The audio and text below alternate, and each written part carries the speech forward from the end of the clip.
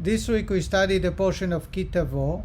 In the beginning of this week's portion, God is commanding the Jewish people that upon settling in the Holy Land, they must bring the first fruit from the 7 special species that the Holy Land is blessed and dedicated to God as an appreciation for God's great miracles that He performs to assist the Jewish people.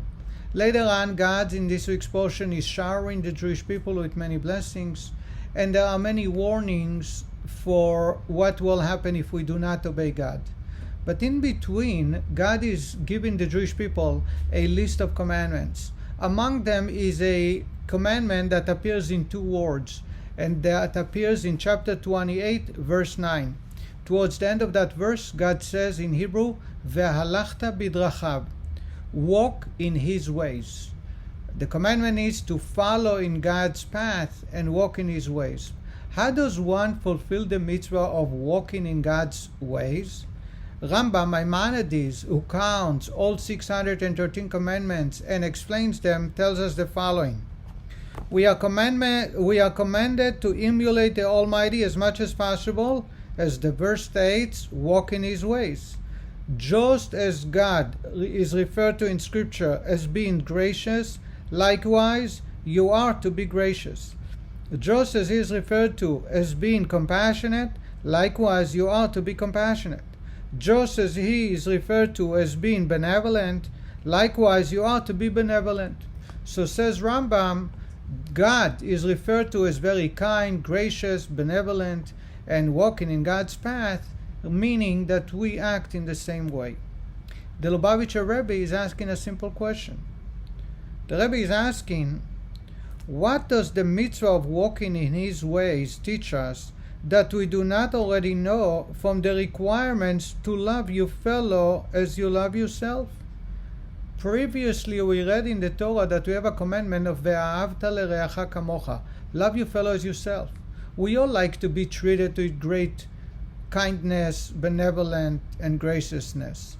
And therefore, we must act in the same manner towards others.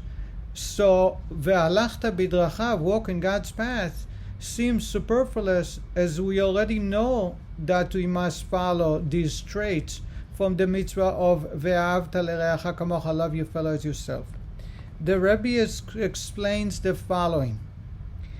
The key focus here, ve'alachta bidrachav, follow in God's path, is that we are commanded to emulate the Almighty as much as possible. That is, when we act in a matter of graciousness, compassion, or benevolence, it should not be merely out of an ethical imperative or for the general benefit of society, but rather in an attempt to remember God. Just as God is referred to as being kind, gracious, benevolent, likewise we are to be. Practically speaking, this will ensure that a person will not allow himself to become emotionally carried away to an extreme. For in attempting to emulate God, one will always be conscious of the need to balance one's attribute, like God, whose qualities of kindness and severity are in perfect harmony.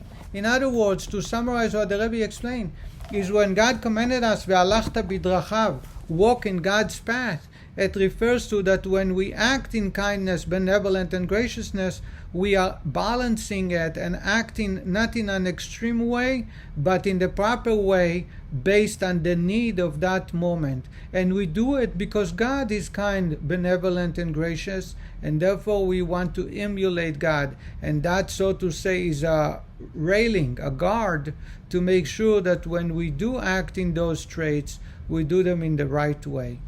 Thank you very much, and I wish you all to have a very good week.